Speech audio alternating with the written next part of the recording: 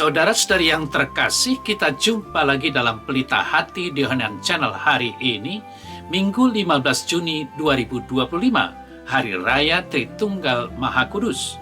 Bersama saya Romo Thomas Suratno SC dari komunitas SC Teluk Betung, Bandar Lampung, mendengar dan merenungkan sabda Tuhan, yakni firman Tuhan yang tersurat dalam Injil Yohanes, bab atau pasal 16, ayat 12 sampai dengan ayat 15.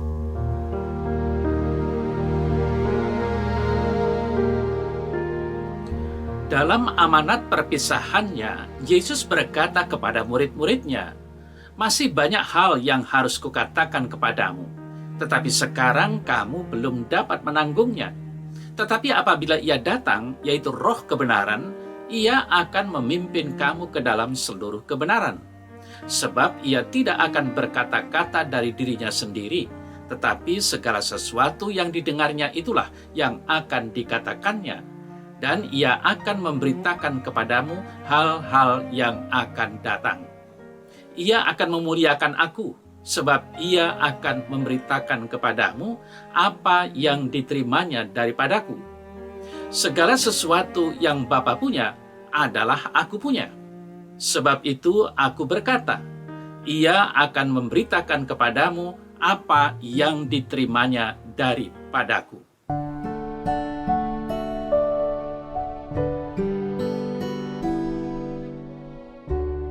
Saudara-saudari yang terkasih, pada hari ini kita merayakan Hari Raya Tritunggal Maha Kudus.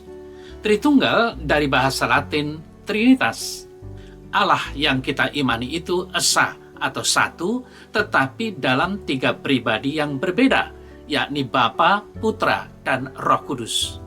Pribadi-pribadi ilahi yang kita sapa sebagai Bapa, Putra, dan Roh Kudus selalu kita sebut ketika membuat tanda salib sebagai tanda kemenangan kita. Ini berarti Allah kita bukan tiga tetapi satu. Tritunggal Maha Kudus bukan atau tidak sama dengan triteisme. Kalau triteisme itu artinya tiga Allah, maka salahlah kalau ada orang atau kelompok yang mengatakan bahwa Allah kita, umat Kristen, itu tiga.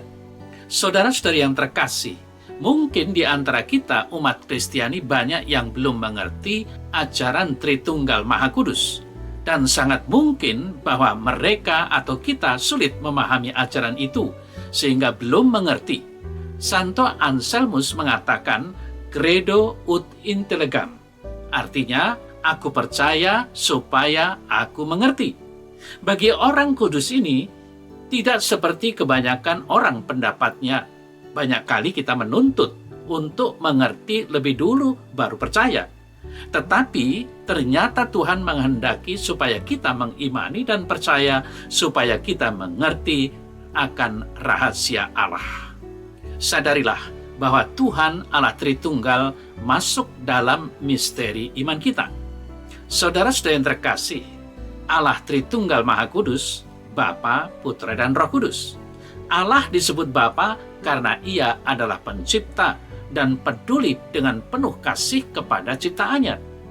Yesus Sang Putra telah mengajarkan kepada kita untuk memanggil Bapanya sebagai Bapa dan menyebutnya juga sebagai Bapa kita.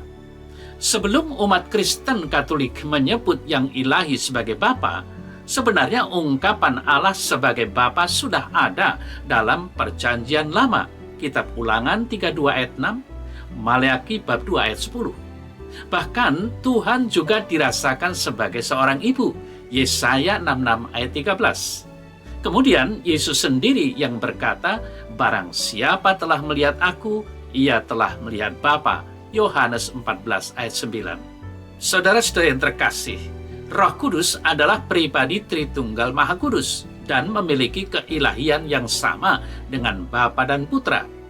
Ketika kita menemukan kenyataan bahwa Allah ada di dalam diri kita, Roh Kudus ada dan menguatkan kita. Allah mengutus Roh Putranya ke dalam hati kita, Galatia 4 ayat 6. Roh Kudus yang diterima bukan roh perbudakan yang membuat kita takut, melainkan roh yang menjadikan kita anak-anak Allah, Roma 8 ayat 15. Yesus dari Nazaret adalah putra sang pribadi ilahi yang kedua. Pertanyaan yang tetap berlaku sepanjang masa adalah bagaimana kita dapat memahami Tritunggal Maha Kudus. Saudara-saudara yang terkasih, dalam menjelaskan pokok iman ini akan membantu bila diperlihatkan juga pendapat mana yang tidak cocok dengan penghayatan iman yang nyata dalam gereja. Yang bukan ajaran iman ialah gagasan triteisme, adanya 3 sesembahan. Ada 2 pendapat lain yang tidak amat kentara ketidaksesuaiannya dengan penghayatan iman. Yang pertama mengatakan bahwa Putra dan Roh Kudus itu diciptakan oleh Bapa atau semacam perpanjangan dari Allah yang satu. Pendapat ini biasanya disebut subordinasionisme, karena membawahkan kedua pribadi pada salah satu. Ada pula penjelasan yang mengatakan bahwa Tritunggal hanyalah sekedar 3 bentuk atau cara Allah tampil bagi manusia dan bukan sungguh pribadi ilahi. Pendapat ini sering disebut modalisme. Termasuk di sini pendapat bahwa ketiganya hanya kiasan mengenai sifat-sifat ilahi belaka. Iman yang nyata tidak berdasarkan gagasan-gagasan tadi, melainkan menerima keilahian sebagai yang esa dan mengalaminya sebagai yang merahimi kehidupan, melaksanakannya dan menjaganya. Inilah iman akan Tritunggal yang menghidupi gereja sepanjang zaman. Saudara-saudari yang terkasih, dalam memahami Allah Tritunggal Maha Kudus ini memang tidaklah mudah, namun tidak berarti tidak bisa dipahami. Nah, Alkisah, pada suatu kesempatan Santo Agustinus sedang berjalan-jalan di pinggir pantai. Ia berjumpa dengan seorang anak kecil yang sedang bermain-main. Anak itu menggali sebuah lubang kecil seperti sumur di atas pasir. Hal ini mengingatkan diri saya sendiri yang memang waktu kecil senang ke sungai, bukan laut, dan bermain membuat sumur-sumuran di tepi sungai yang berpasir. Kemudian berlomba dengan sesama teman untuk membuat sumur kecil dan mengisi air di dalamnya. Apakah ada yang menang? Tidak ada, karena sumur itu akan terus tetap kering. Air akan selalu terserap ke dalam pasir. Itu pengalaman saya dulu. Lalu bagaimana kelanjutan kisah tadi? Anak itu berulang kali mengambil air laut dengan gelas kecilnya dan memasukkannya ke dalam lubang itu. Setiap saat lubang itu diisi, langsung menjadi kering, karena dasarnya adalah pasir. Agustinus bertanya kepadanya, untuk apa ia melakukan semuanya itu? Ia menjawab, hendak memindahkan seluruh air laut ke dalam lubang kecil tersebut. Agustinus mengatakan kepadanya bahwa usahanya itu hanya sia-sia saja. Tidaklah mungkin memindahkan seluruh air laut ke dalam lubang tersebut. Anak itu tiba-tiba kemudian bertanya kepada Agustinus apa yang sedang dipikirkannya. Agustinus menjawab bahwa ia sedang memikirkan misteri Tritunggal Maha Kudus. Anak itu tertawa terbahak-bahak sambil mengatakan bahwa otakmu itu kecil seperti lubang buatan saya ini, sedangkan Tritunggal Maha Kudus jauh lebih luas dari samudra raya. Agustinus menjadi sadar bahwa ternyata akal budi itu tidak mampu memahami seluruh rahasia Tuhan. Saudara-saudari yang terkasih, memahami keyakinan Kristiani sejak umat Perjanjian Lama, misal yang tersurat dalam kitab Ulangan 6 ayat 4. Dengarlah hai orang Israel, Tuhan itu Allah kita, Tuhan itu esa. Ini sebenarnya sudah menunjukkan kepada kita bahwa Allah kita itu esa atau satu. Mengapa hanya disebut Allah itu esa? Kok tidak disebutkan mengenai Tuhan Yesus dan Roh Kudus?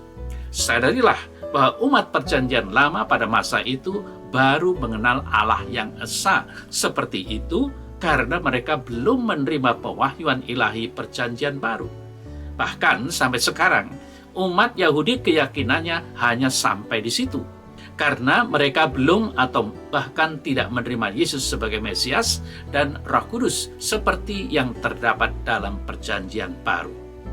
Saudara-saudari yang terkasih, barulah umat Kristen yang menerima Allah yang esa itu Yesus putranya, dan Roh Kudus yang berasal dari Allah. Dan hanya di dalam kitab Perjanjian Baru yang merupakan kelanjutan dari Perjanjian Lama mengisahkan pewahyuan ilahi tentang Allah yang menjelma menjadi manusia dalam diri Yesus Kristus itu. Penginjil Yohanes menerangkan bahwa eksistensi Yesus itu tidak lain adalah pada mulanya adalah Firman. Firman itu bersama-sama dengan Allah dan Firman itu adalah Allah. Yohanes 1 ayat 1. Berarti Yesus merupakan pribadi kedua dalam Allah Tritunggal Maha Kudus. Demikian juga saudara-saudari yang terkasih, setelah kemanusiaan Yesus wafat dan bangkit, Allah mewahyukan Roh Kudus seperti yang dijanjikan Yesus. Aku akan mengutus Dia kepadamu. Ia akan memimpin kamu ke dalam seluruh kebenaran. Yohanes 16 ayat 7 dan ayat 13a. Peristiwa turunnya Roh Kudus itu sendiri tertulis dalam Kisah Para Rasul, bab 2 ayat 1 sampai dengan 12. Dengan kebenaran ilahi, Roh itu akan memimpin kita pada keselamatan atau menyelamatkan kita. Maka jelas dari sini, Roh Kudus yang menyelamatkan itu adalah pribadi yang ketiga dari Allah yang menyelamatkan manusia. Saudara-saudari yang terkasih, Penginjil Yohanes hari ini mengatakan tentang Yesus yang menyatakan bahwa Roh kebenaran bila datang akan memimpin pada seluruh kebenaran dan mengatakan apa yang berasal darinya. Lalu juga mengatakan bahwa segala sesuatu yang Bapa punya adalah aku punya. Sebab itu aku berkata, Ia akan memberitakan kepadamu apa yang diterimanya daripadaku. Di sini kita diajak untuk merenungkan relasi atau hubungan Yesus, Bapa, dan Roh Kudus atau Roh kebenaran. Merenung dan merefleksikan tentang tiga pribadi dalam Allah yang esa, Tritunggal Maha Kudus. Saudara-saudari yang terkasih, eksistensi pribadi telah kita jelaskan tadi. Kini kita melihat secara khusus relasi hubungan ketiganya. Relasi dalam Tritunggal Maha Kudus itu sempurna karena hakikatnya satu, yakni ilahi. Atau seperti yang kita selalu ucapkan dalam syahadat, Ia dilahirkan bukan dijadikan. Sehakikat dengan Bapa, segala sesuatu dijadikan olehnya. Maksudnya tak lain mau menyatakan bahwa Yesus itu berasal dari Allah Bapa dan bukan diciptakan seperti kita manusia yang adalah ciptaan Allah. Sehingga di dalam Yesus keilahian ada padanya. Itulah sebabnya Dia sekaligus Allah sekaligus manusia. Sehingga kehendak Dia tidak mungkin berlawanan dengan kehendak Allah Bapa. Yesus sendiri menekankan persekutuannya dengan Bapa. Aku dan Bapa adalah satu saja. Maka apa yang Bapa punya, aku punya. Tugas Roh kebenaran yang adalah Roh Kudus akan membimbing para murid kepada seluruh kebenaran. Roh Kudus juga akan mengatakan kepada kita tentang segala sesuatu yang sudah diajarkan Yesus dan juga tentang hal-hal yang akan datang. Nah, saudara-saudara yang terkasih, penyertaan Roh Kudus di dalam gereja amat dirasakan oleh Paulus dalam pewartaannya. Kepada jemaat di Roma, Paulus menegaskan bahwa kita dibenarkan karena iman. Kita hidup dalam damai sejahtera karena Yesus Kristus. Karena iman kepada Kristus, kita juga menjadi anak-anak Allah. Kita akan hidup dalam damai sejahtera dengan Allah oleh karena Kristus dalam kasih yang dicurahkan oleh Roh Kudus. Lihatlah, pemahaman Paulus tentang Tritunggal kelihatan sederhana tapi nyata dalam hidup. Saudara-saudara yang terkasih, pada perayaan Hari Raya Tritunggal Maha Kudus, kiranya baik kalau kita merenungkan untuk dua hal berikut ini. Yang pertama, apakah kita sungguh percaya dan menyembah Allah yang esa dalam kesatuan tiga pribadi sempurna, yakni persekutuan karya kasih keselamatan ilahi? Sadarilah bahwa Allah Tritunggal Maha Kudus, Bapa, Putra, dan Roh Kudus adalah satu kesatuan integral. Bisa dibedakan tetapi tidak bisa dipisahkan. Kiranya ini harus menjadi dasar dan contoh bagi persekutuan setiap orang yang percaya. Kedua, saudara saya yang terkasih, apakah kita sungguh percaya bahwa Allah Tritunggal Maha Kudus adalah kasih yang sempurna, yang menjalankan karya Allah?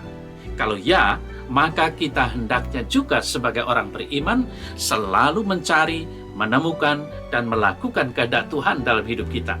Dengan demikian, kalau kita mencari kehendak Tuhan seperti itu, maka akan terciptalah hubungan atau relasi kita yang harmonis dengan Tuhan dan sesama. Tidak mencari kepentingan sendiri, melainkan mewujudkan apa yang dikehendaki Tuhan.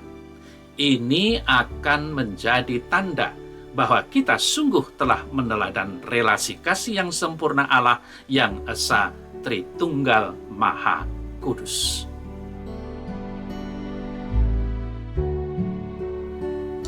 Dalam nama Bapa dan Putra dan Roh Kudus. Amin. Ya Allah Tritunggal Maha Kudus, Engkau yang Esa sungguh menguatkan iman kami untuk tetap percaya dalam hidup ini. Semoga kesatuan Bapa, Putra, dan Roh Kudus sungguh selalu menginspirasi hidup kami untuk senantiasa terbuka akan keilahian-Mu dan menjalankan kehendak-Mu, menjadikan semua bangsa murid-Mu menerima diri-Mu dalam hidup mereka. Amin. Semoga Allah yang Maha Kuasa memberkati saudara, Bapa, dan Putra, dan Roh Kudus. Amin.